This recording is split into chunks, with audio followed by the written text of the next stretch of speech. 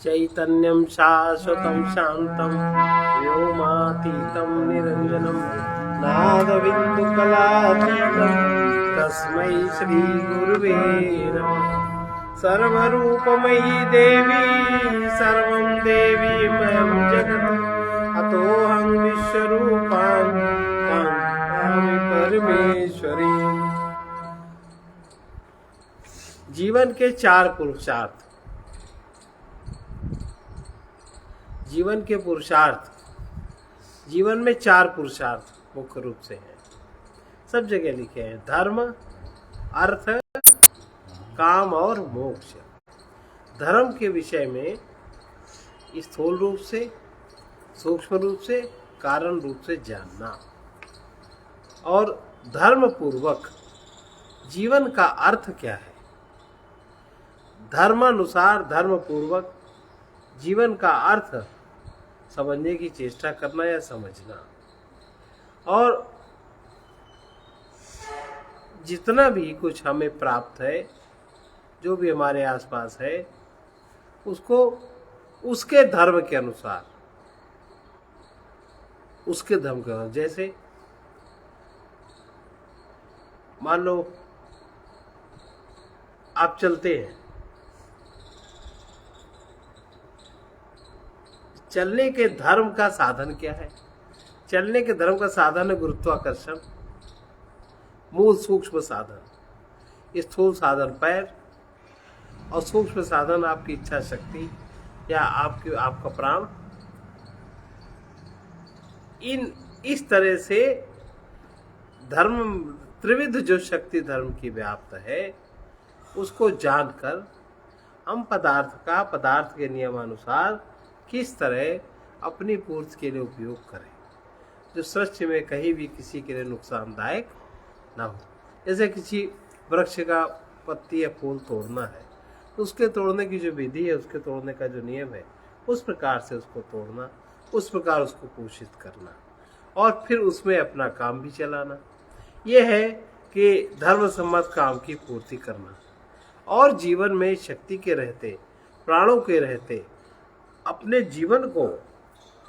जीवन में जो नित्य मान्यताएं हैं, धारणाएं हैं, स्वीकृतियां हैं, इनसे सबसे अपने को मुक्त बना लेना, यही धर्म, अर्थ, काम, मोक्ष चार मानव जीवन में पुरुषार्थ कहे गए हैं, जिनकी पूर्णता ही जीवन की पूर्णता कही जाती है। चार पुरुषार्थ की पूर्णता हो जाए, हम धर्म के स्थूल सूक्ष्म कारण रूप को समझ लें, उसके अनुसार जीवन का अर्थ क्या है, हमने जीवन क्यों लिया, हमें यही शरीर क्यों मिला, इस बात को, और इससे हम क्या प्राप्त कर सकते, इस बात को जान लें।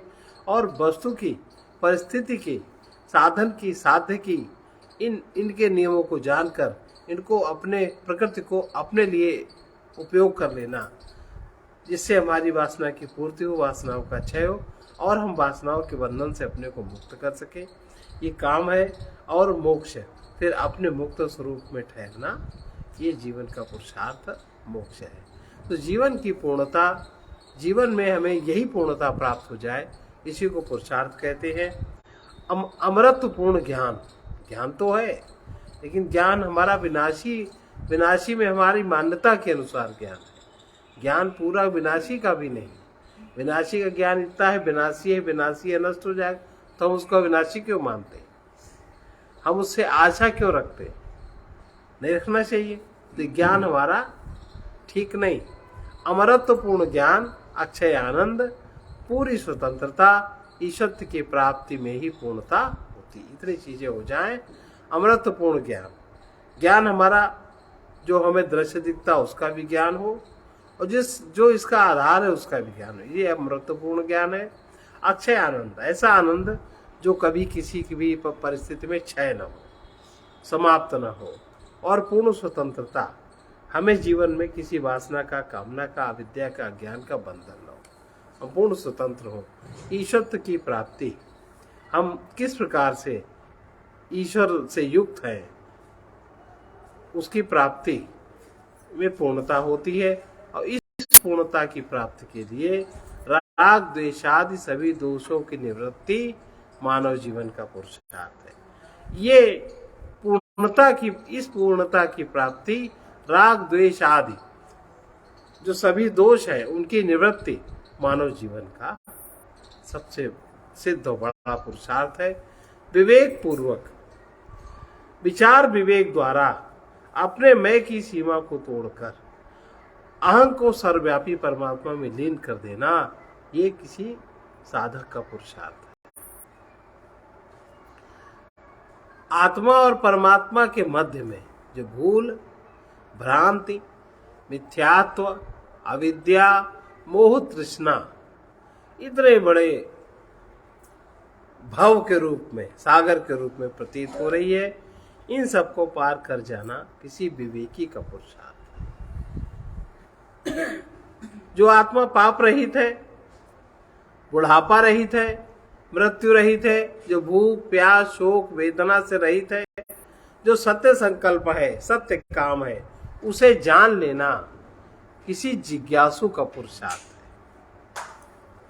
और कर्तव्य परायण होना, अपने अधिकार का त्याग करना, कर्तव्य परायण होना, अधिकार का त्याग करना, सुख को उदारता पूर्वक बांटते रहना और दुखी दशा में सुखद वस्तु से व्यक्ति से विरक्त होकर जीवन जीना, ये बुद्धिमान मानव का पुरुषार्थ कहलाता है।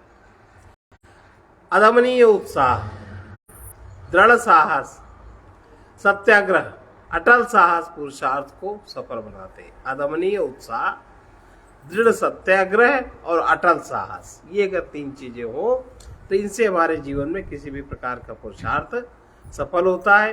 पुरुषार्थ वही सराहनीय है जो सुंदर हो, ऐसे नहीं कुछ भी करे, मिट्टी पड़ी तो मिट्टी ढोने लगे। जिसकी अपने में योग्यता हो, पुरुषार्थ वही सराहनीय सुंदर है जिसमें तृष्णा न रहे, वासना न रहे, जिसकी प्रवृत्ति सर्वहितकारी हो और बुद्धि स्थिर हो, वही पुरुष पुरुषार्थ सराहनीय। विवेकी व्यक्ति विरोधी कर्म, विवेक विरोधी विश्वास, विवेक विरोधी संबंध का त्याग जिसमें हो जाए उसी को परमार्थी कहते हैं। ये परमार्थी का पुरुषार्थ है। प्रायः जीवन का पुरुषार्थ भूल से, भ्रांति से, अज्ञान से ढका हुआ है। जीवन में हमें क्या पुरुषार्थ करना है? तीन बातों से ढका है। भूल से, भ्रांति से। हम हर जगह हम भ्रमित है, हर जगह में भ्रांति हो रही है कि नहीं? भ्रांति में जीवन है और भ्रांति के कारण हमें अज्ञान है, और भ्रांति हमारी छूट जाए तो हमारा अज्ञान भी समाप्त हो जाए। भ्रांति है कि नहीं? हर चीज में अंदाज मारते हैं। आज एक चिकित्सक भी भ्रांति में ही जीता है। वो अंदाज से रोग की दवाई करता है, टिप मारता है, लग गई सो लग गई, न लग गई सो न लग गई, बढ़ गई नुकसान कर जाए तो तुम्हारी मर्जी और फायदा कर जाए तो हमारी मर्जी। इस प्रकार से प्रायः जीवन का पुरुषार्थ भूल से, भ्रांति से, अज्ञान से ढका हुआ है। किसी भी साधन से या अथवा अध्ययन से भूल, भ्रांति, अज्ञान हमारा दूर हो जाए, बल्कि ये बात समझ लेना और बल्कि इसको स्पष्टतया देख लेना, समझ लेना, तब कदम बढ़ाना, तो पुरुषार्थ में सफलता होती है। और अगर हम बिना देखे कदम बढ़ा देते हैं तो हमारा पुरुषार्थ भी भूल भ्रांति में चला जाता है। हम मेहनत बहुत सारी करते हैं, परिणाम हमारे सामने नहीं आता, और हर जगह परिणाम में हमारे लोभ बना रहता है। हमें जो तुमको देना है वो तो आप चाहते कि हमें मिल जाए, और मिलने की जगह जो आपको बनानी है वो चीज आप रखेंगे कहाँ? वो जगह आप बनाना नहीं चाहते। कहीं उसमें लोभ की वृत्ति घेर लेती है, कहीं अहंकार की वृत्ति घेर लेती है, कहीं अभिमान की वृत्ति घेर लेती है।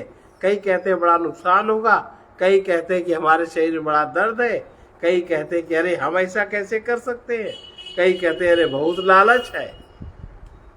ये सब बहाने होते हैं ना, यही भूल है।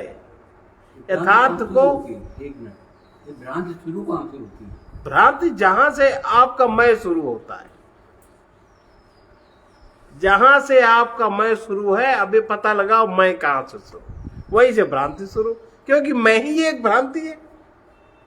भ्रांति का मूल मैं है, और मैं जो करता हूं सो ठीक।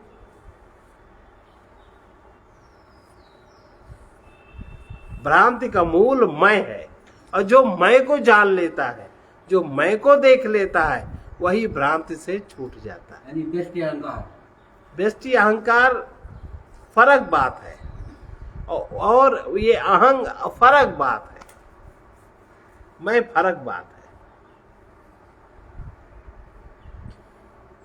बल्कि इसको देख लेना चाहिए। पुरुषार्थ की सिद्धि के लिए अपने सदलक्ष्य में दृष्टि रखना, और सदाचार, पवित्र व्यवहार, और जो भी हमारे पास में परिस्थिति है उसके सदुपयोग की कला आना बहुत ही आवश्यक है। ये कला कैसे आती है? ये कला आती है जब हम में अपने को जानने की उत्कट प्यास होती है, और उसके साथ साथ हृदय हमारी ओर मुड़ जाता है। हृदय पदार्थ की ओर हृदय की शक्ति नहीं रहती, अपनी ओर रहती है, जिसको कहते हैं आत्मश्रद्धा। नंबर 2 आत्मज्ञान, नंबर 3 आत्म पुरुषार्थ। इन तीनों के योग से हमारे जीवन की भूल, भ्रांति, अविद्या, मोह, तृष्णा की समाप्ति होती है, और मैं का हमें पूर्णतया ज्ञान हो जाता है। और जहां मैं का ज्ञान हुआ, वही मैं हमारा उस अनंत सत्ता में विसर्जित हो जाता है। इसलिए जब कभी सांसारिक सुख की चाह प्रबल हो, हम लोग उल्टी तरह जीते हैं। सांसारिक भोग सुख की प्राप्ति के लिए प्रारब्ध राजा है। प्रारब्ध है तब तो सांसारिक भोग सुख की प्राप्ति होगी। और पुरुषार्थ मंत्री के स्थान में सहायक होता है। राजा बड़ा होता है, पुरुषार्थ छोटा होता है। वो कितना भी आप पुरुषार्थ करो, अगर प्रारब्ध आपका नहीं है तो वो वस्तु आपको नहीं मिले, आखिरी में जाके बात अटक जाएगी। और परमार्थ सिद्धि के लिए एवं मुक्ति, भक्ति, आत्मज्ञान के लिए पुरुषार्थ राजा के स्थान में और प्रारब्ध मंत्री के स्थान में कार्य करता है। पुरुषार्थ राजा है उसमें, और प्रारब्ध मंत्री है उसमें। प्रारब्ध, क्योंकि सीधी सी बात है, अनंत जन्मों के बीतने में अगर हमें परमात्मा का ज्ञान हो गया होता तो हमें आने की जरूरत क्या थी?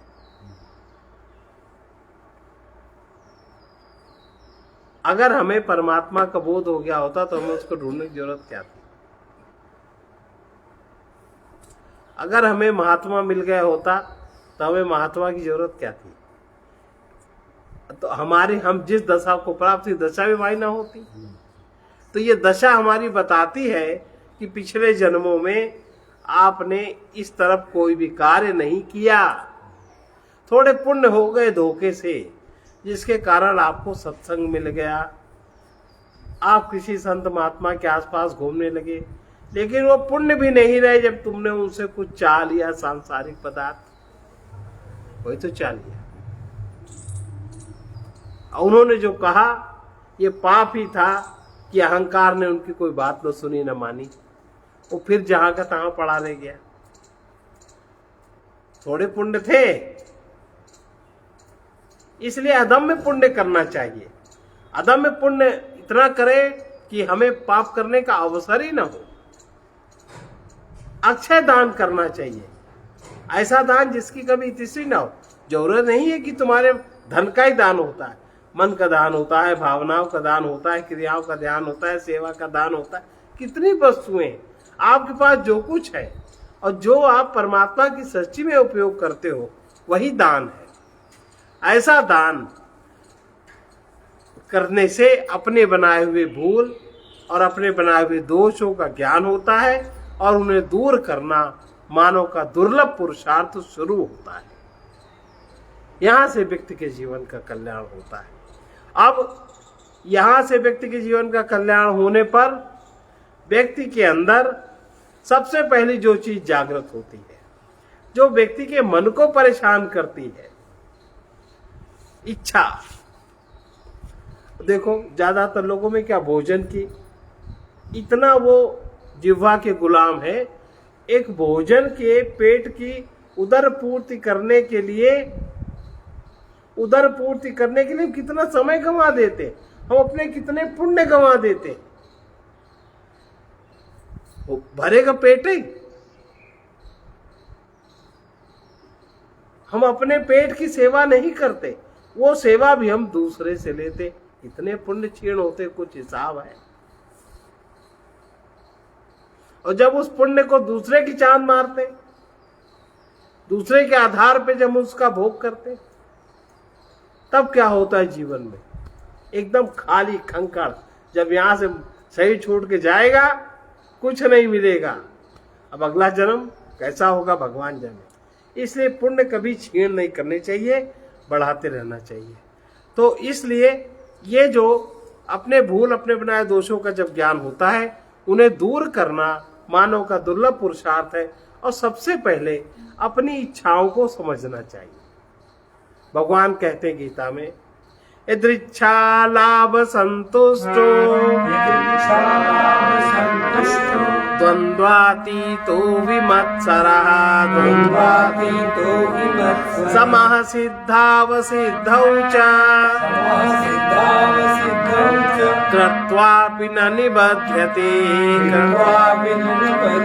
तो दुर्लभ पुरुषार्थ है कर्तव्यनिष्ठ होना। हम अभी दूसरे के कर्तव्य को देखते हैं और हमारी अपनी कर्तव्य में कितनी निष्ठा है हमें पता ही नहीं। अपना अहंकार मालिक समझता है अपने आप को, सब कुछ का स्वामी, सबकी चोटी पकड़ के रखना चाहता है।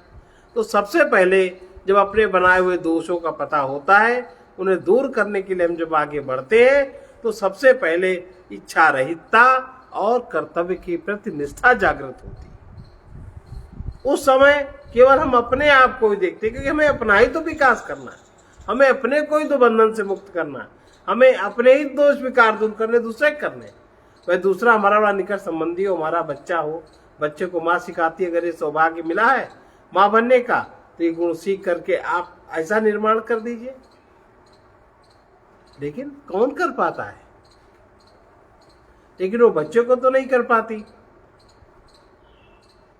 उसको, एक माँ को लगता है कि सीधे जा करके किस प्रकार से हम अपने शासन में ये 5, 7, 8 लोगों को ले लें और फिर ये हम इनके अनुसार भोग करें, सबका हम भोग करें, जैसा चाहते वैसा भोग करें, तो अपने आप जो कुछ प्राप्त हो। जब दोषों का ज्ञान होता है, उन्हें दूर करना मानव का दुर्लभ पुरुषार्थ है। तो उसमें सबसे पहला लक्षण है कर्तव्य निष्ठा की जागृति। और कर्तव्य निष्ठा की जागृति के लिए सबसे पहले अपनी इच्छाओं को शमित करना। इच्छाओं को शमित करने में अपने आप प्रारब्धानुसार हमें जो कुछ भी आप प्राप्त हो, उसमें संतुष्ट, संतोषा परमो लाभ, विचारात परमम ज्ञानम, सत्संगात पराम गतिम। संतुष्ट, और जो भी हमें परिस्थितिगत हर्ष, शोक, द्वंद्व जो हमारे जीवन में आसपास रहते हैं, इनसे जितनी हमारी इच्छाएं नहीं होंगी, हम जितना इनसे नहीं जुड़े होंगे, उतना हम उनके प्रभाव से रहित हो पाएंगे, उतने प्रभाव से रहित हो जाएंगे, द्वंद्वों से अतीत हो जाएंगे और ईर्ष्या से रहित हमारा व्यक्तित्व होगा। सिद्धि असिद्धि में समत्व भाव होगा। ऐसा पुरुष कुछ भी कर्मों को करके नहीं बंधता, इसी को कर्तव्य निष्ठता कहते हैं, ऐसा गीता कहते हैं। कर्तव्य परायण, जो जितना ज्यादा कर्तव्य परायण होता है, उसको उतनी शीघ्रता से उसके लक्ष्य की प्राप्ति होती है। कर्तव्य का ज्ञान होने पर किसी भी तरह की ग्रंथ की आवश्यकता नहीं है, कुछ पढ़ने लिखने की आवश्यकता नहीं है, क्योंकि आत्मा ज्ञान स्वरूप है, आत्मा प्रेम स्वरूप है, आत्मा शक्ति स्वरूप है। जैसे जैसे हमारी इच्छाओं का समन होता है, वैसे वैसे हमारे मन के तल पर आत्मज्ञान की जागृति होती है, आत्मश्रद्धा की जागृति होती है, और जो कुछ भी अपने आप हो रहा है उसमें संतोष की एक दिव्यता आ जाती है। जो कुछ हम करने जा रहे हैं उसको बड़ी सावधानी पूर्वक देख के समझ के करें। जो कुछ हितकर है और जो साथ है, जो कुछ हितकर है, जो हमारे साथ है, जो हमारे पास है, उसे हम कुछ भी, जो कुछ भी उससे हम कर सकते हैं उसे अवश्य ही करना चाहिए। यही कर्तव्य है। और जो अहितकर है उसे कदापि नहीं करना चाहिए। अपने अहित में, दूसरे के अहित में नहीं करना चाहिए। इतना कर्तव्य परायण हो जाए कि लोगों को आपकी आवश्यकता हो हर बात के लिए, और आपको देखकर, आपको देखते ही लोग स्वयं भी कर्तव्य का पालन करने लगे। ऐसे होते हैं कुछ लोग, जैसे उनको देखते ही बड़ी चैतन्यता आ जाती है, वैसे बड़े जैसे किसी में कोई ताकत ही नहीं है, बैठे सोड़े मुड़े ऐसे होते हैं। जो कुछ दूसरों का हम पर अधिकार है, इस शरीर पर जो दूसरे का अधिकार है, उसकी पूर्ति अवश्य करनी चाहिए। और हमारा अधिकार अगर किन्हीं के कर्तव्य है, जो हमारे शरीर पे किसी का अधिकार है, उसकी पूर्ति करना कर्तव्य है। और ऐसे कर्तव्य पालन में हम सदा स्वतंत्र हैं, नहीं स्वतंत्र है। जो कुछ भी दूसरों का तुम पर अधिकार है उसी की पूर्ति करना तुम्हारा कर्तव्य है। अब कर्तव्य किसे कहते हैं? ऐसे जाके वो कुर्सी घसीटने लगे, वो काम करने लगे, नहीं। जिस दूसरों का तुम पर जो अधिकार है, दूसरे जो अधिकार तुम पर अनेकों संबंध है, उसके अनुसार अधिकार लोग मानते हैं, उसी की पूर्ति करना तुम्हारा कर्तव्य है। अपने कर्तव्य पालन में सदा ही व्यक्ति स्वतंत्र है। प्रायः मनुष्य संबंधियों के, समाज के तथा भगवान के कर्तव्य की चर्चा करते रहते हैं। हमारे साथ फलाने ने ऐसा नहीं किया, हमारे साथ ढिकाने ने ऐसा नहीं किया, हमारे साथ फलाने ने गलत किया। यही लिस्ट बहुत ज्यादा लंबी है, लेकिन अपने कर्तव्य से विमुख रहते हैं। यही तो स्थिति है। रीझ आपनी बूझ पर, रीझ आपनी बूझ पर, कीज विचार विहीन, कीज विचार विहीन। ते उपदेश न मानहि, ते उपदेश न मानहि। मोह मोह दधिमीन, मोह मोह दधिमीन। पराये कर्तव्य की स्मृति अगर आप करते रहेंगे तो अपना कर्तव्य आप भूल जाएंगे, विस्मरण हो जाएगा। और कर्तव्य की विस्मृति में ही अकर्तव्य उत्पन्न हो जाता है। जब हमें प्यार कर्तव्य नहीं याद रहता तो अकर्तव्य उत्पन्न हो जाता है। संसार में जहां कहीं किसी वस्तु से, व्यक्ति से संबंध है, उसी के प्रति कर्तव्य निश्चित है। वस्तु से, व्यक्ति से जहां कहीं भी कोई संबंध है, उसके प्रति आपका कर्तव्य निश्चित है। इस बात की जागृति आप में होनी चाहिए। जिस मनुष्य में थोड़ा सा भी विवेक है उसे अवश्य ही कर्तव्य का ज्ञान होना ही चाहिए, नहीं तो मनुष्य नहीं है। अपने जाने हुए दोषों के त्याग से प्रत्येक मानव कर्तव्यनिष्ठ हो सकता है। परिस्थितियों के सहयोग से कर्तव्य पूर्ण हो जाता है। अगर हम कर्तव्य परायण हो जाते हैं तो हमारे मन में स्थित राग और द्वेष का अंत स्वतः हो जाता है। कर्तव्य विज्ञान अगर हम जान जाएं तो हम अपनी सेवा को बहुत जल्दी पूर्ण कर सकते हैं। कर्तव्य विज्ञान अगर हम जान जाएं तो हम हर एक के प्रति सेवा को पूर्ण कर सकते हैं। प्रत्येक व्यक्ति ऐसी जगह खड़ा है जो इस कर्तव्य पालन में स्वतंत्र है, और इतना प्रारब्ध हर व्यक्ति का होता है कि उसके पास कुछ न कुछ ना हो, होता ही है। केवल वो आलस्य, प्रमाद और भूल भ्रांति के कारण वो करना नहीं चाहता। हर व्यक्ति के पास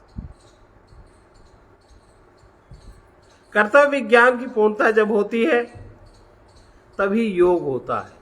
कर्तव्य अगर आपका पूर्ण हो गया तो आप योग में स्थित हो जाएंगे, और योग की पूर्णता हो गई तो आप में बोध जागृत हो जाएगा।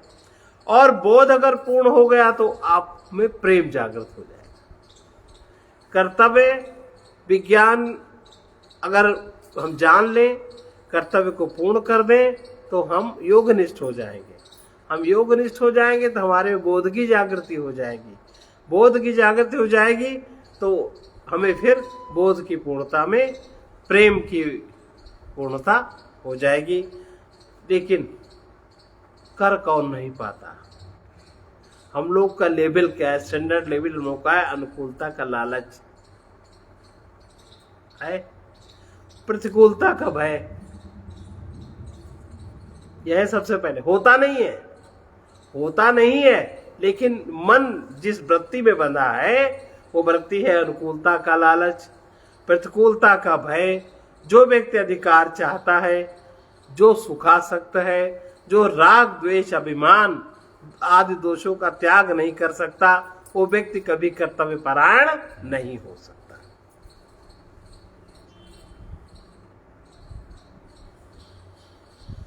फिर से सुने इसको।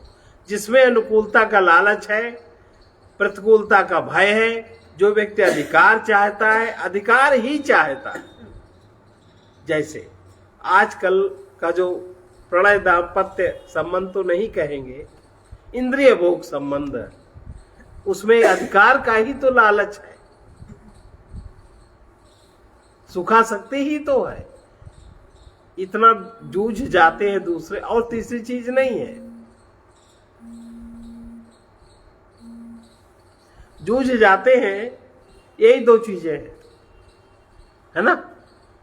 सुखासक्ति है और अधिकार चाहता है। अब कर्तव्य जानता नहीं, अधिकार मिलेगा कैसे?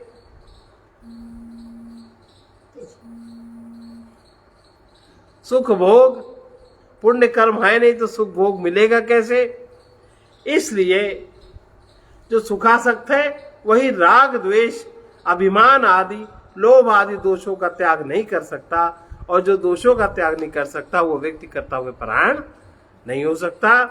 अब ऐसा व्यक्ति अकर्तव्य के त्याग, जब कोई इस अकर्तव्य का त्याग कर दे तब कर्तव्यनिष्ठ हो जाता है। विवेकी मानव ही अकर्तव्य का त्याग कर सकता है, अपने दोष को समझ सकता है। कर्तव्यनिष्ठ वही है जिसके द्वारा सबके अधिकार सुरक्षित, उसको कोई अधिकार नहीं चाहिए, वो सबके अधिकारों की सुरक्षा कर लेता है। इतना वो बुद्धिमान और विवेक से युक्त होता है। इस प्रकार मनुष्य जो दूसरों के प्रति करता है, प्राकृतिक विधान यही है कि वही उसके प्रति लौट के हो जाता है। जो मनुष्य दूसरों के प्रति करता है वही आपके प्रति भी हो जाता है। अगर आपने कभी किसी को नहीं दिया तो आपको नहीं मिलेगा, और नहीं दिए अगर मिल रहा है तो आप उसके ऋणी हो रहे हो, देना पड़ेगा। अगर आपने लिया ही लिया है, किसी को कुछ दिया नहीं उसके बदले, अरे बाजार में कीमती वस्तुएं भी होती हैं, सस्ती वस्तुएं भी होते हैं। अब किसी नीलम की, किसी लाल की कितनी कीमत है? करोड़ों अरबों रुपए की, पर है तो कीमत ही है। तो जो देता नहीं वो पाता नहीं, जो पाता नहीं वो असंतोषी रहता है, दुखी रहता है, परेशान रहता है, और उसको कर्तव्य का बोध नहीं होता। वो ये जीवन भी उसका व्यर्थ ही जा रहा है। जो पहले की जय जतन, जो पहले की जय जतन, सो पीछे फल पाए, सो पीछे फल पाए। आग लगे खो दे कुआं, आग लगे खो दे कुआं, कैसे आग बुझाए, कैसे आग बुझाए। कर्तव्य परायण ही समस्त साधनों की भूमि है। कर्तव्य का वास्तविक ज्ञान तथा सामर्थ्य उसे प्राप्त होता है जिसका मन राग द्वेष से रहित हो जाता है। राग द्वेष रहित आप हो जाइए तो कर्तव्य हमारा क्या है, आप अंदर से आपको ये सब बातें समझ में आने लगेंगी। कर्तव्य की निष्ठा आप में जागृत हो, इसके लिए चित्त स्थिर होना चाहिए। चित्त के स्थिर होने के लिए वासनाओं का शमन होना चाहिए। वासनाओं के शमन के लिए इच्छाओं का दमन होना चाहिए। इच्छाओं के दमन के लिए ये बुद्धि विवेक विचार जागृत होना चाहिए, और शांति का रहना बहुत आवश्यक है। कर्तव्य परायण व्यक्ति निर्भय होता है। निश्चिंत होता है और फल भोग का लोलुप नहीं होता, केवल अपने कर्तव्य को ही देखता है। उसको क्या करना है, कैसे करना, उसका विवेक परमात्मा के विधान से जागृत हो जाता है। कर्तव्य की विस्मृति कर्तव्य परायणता से वंचित कर देती है। कर्तव्य की अगर विस्मृति है, जैसे छोटे बच्चे अगर आप घर में न वो कर्तव्य सीख पाए, तो बड़े होकर जो उनमें कर्तव्य परायणता होनी चाहिए वो उनमें कभी जागृत नहीं हो। बचपन से ही सीखना पड़ता है। और इसलिए कर्तव्य की विस्मृति कर्तव्य परायणता से वंचित करती है। कर्तव्य का पालन वर्तमान में ही हो सकता है, उसका संबंध प्राप्त परिस्थिति से है। जैसी आपके पास परिस्थिति है वैसे आपका कर्तव्य है। उदार होकर सेवा करना अनुकूल परिस्थिति का सदुपयोग है। विरक्त होकर चाह का अधिकार का त्याग करना प्रतिकूल परिस्थिति का सदुपयोग है। जितना भी जो कुछ भी जैसा भी मिला है उसी में विवेक पूर्वक सदुपयोग करने से कर्तव्य पालन हो जाता है। जो भी है जैसा भी मिला है उसका विवेक पूर्वक हम सदुपयोग कर दे तो वही कर्तव्य पालन हो गया। कर्तव्य पालन से निर्दोषता आती है और प्रेम का अनुभव होता है। बस ये दो चीजें। कर्तव्य पालन से व्यक्ति निर्दोष होता है और प्रेम का अनुभव करता है, अर्थात वो प्रेमी होता है।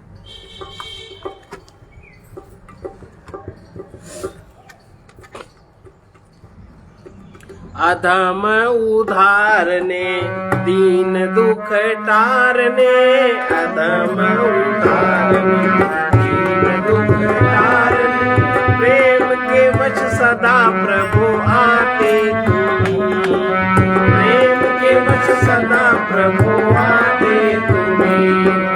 परम मंगल करन सर्व संकट हरन, परम मंगल करन सर्व संकट हरन, रूप अनुपम अनेको बनाते, रूप अनुपम अनेको बनाते। कोई कितना ही पापी अधम क्यों न हो, कोई कितना ही पापी अधम क्यों न हो, छाया अज्ञान का घोरतम क्यों न हो, छाया अज्ञान का घोरतम क्यों न हो। मोह निद्रा में सोए हुए जीव को, सोए हुए जीव को युक्ति से दयामय जगाते तुम्हीं, युक्ति से दयामय जगाते तुम्हीं। परम मंगल करन सर्व संकट हरन,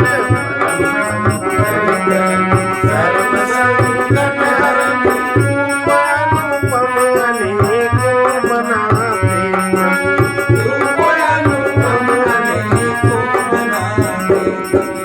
याद कर प्रेम से या कि भय से तुम्हें, याद कर प्रेम से या कि भय से तुम्हें, जब किसी ने पुकारा हृदय से तुम्हें, जब किसी ने पुकारा हृदय से तुम्हें। तुमने सबकी सुनी जिस तरह हो सका, तुमने सबकी सुनी जिस तरह हो सका, पार भव सिंधु से हो लगा, पार भव सिंधु से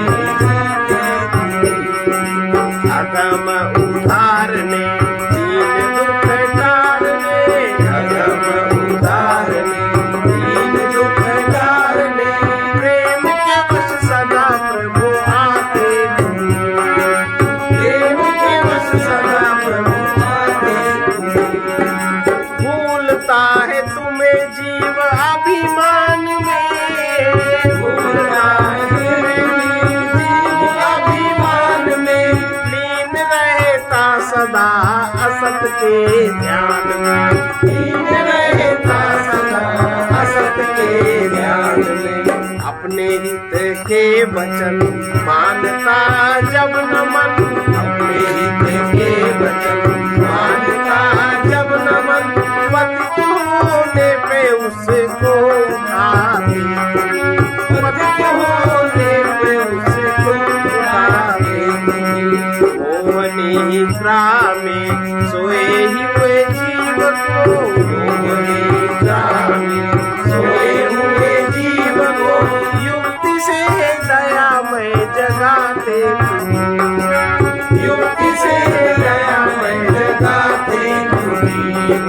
परम मंगल करण सर्व संकट हरण, परम मंगल करण सर्व संकट हरण, रूपानुपम अनेको बनाते, रूपानुपम अनेको बनाते।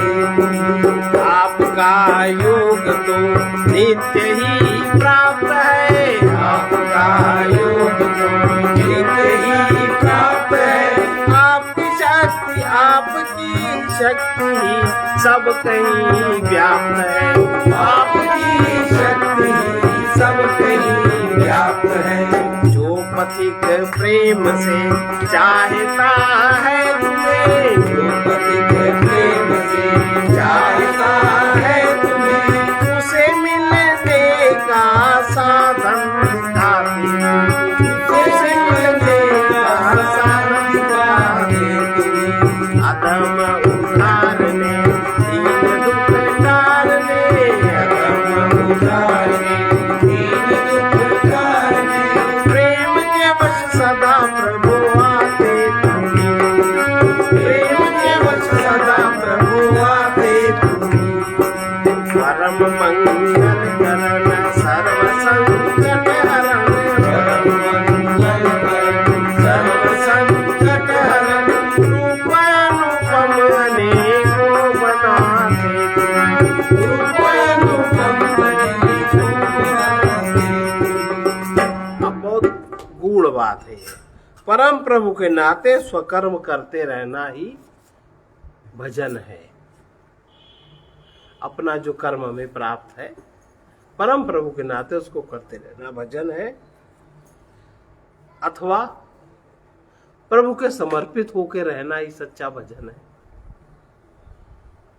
हृदय प्रभु प्रेम से पूर्ण हो, मन निर्विकल्प हो, बुद्धि समस्थित हो, यही वास्तविक भजन है। अब देखो इसका उदाहरण अभी जो हम लोगों ने भजन पढ़ा, जैसे बहुत से लोग हैं अभिमानवश तो वो अपने धन के अभिमान में या डॉक्टर वाक्टर में लगे रहते हैं, लेकिन जरा सा भी जिसको परमात्मा के प्रति लगाव है और कोई बड़ी दुखद परिस्थिति प्राप्त है, वो परमात्मा से प्रार्थना कर रहा है, उसको नहीं पता परमात्मा किस रूप में कैसे उसकी सहायता करेगा, वो नहीं जानता, पर वो परमात्मा से कह रहा है कैसे छूटे, क्या करे, तो कुछ न कुछ जरूर निकल आता है और वो दुख से मुक्त हो जाता है व्यक्ति। अब इस छोटा सा उदाहरण इनका है, कहीं कोई होश ही नहीं, कहीं कोई जागृति नहीं, और जरा सा हमको फोन मिलाया, पूछा जरा सी बात बताई, और कितना बड़ा संकट समाप्त हो गया कि नहीं हो गया। और कोई हमसे तो कहने आए नहीं थे, वो केवल वहाँ प्रभु से ही प्रार्थना कर रहे होंगे ऐसी दुखद स्थिति में कि परमात्मा कैसे हो, कुछ करे। रास्ता मिला, सबको मिलता है। इसलिए जो अनंत है, सर्वव्यापी है, उस पर विश्वास रखना चाहिए और हमें जो करना है उस पर विचार करना चाहिए। सर्वे भवन्तु सुखिनः, सर्वे सन्तु निरामयाः, सर्वे भद्राणि पश्यन्तु मा कश्चित् दुःखभाग् भवेत्। कृष्णाय वासुदेवाय हरे परमात्मने क्लेशनाशाय गोविन्दाय नमो नमः। असतो मा सद्गमय तमसो मा ज्योतिर्गमय मृत्योर्मामृतं गमय। ॐ पूर्णमदः पूर्णमिदं पूर्णमुदच्यते पूर्णस्य पूर्णमादाय पूर्णमेवावशिष्यते। ॐ शान्ति शान्ति शान्ति।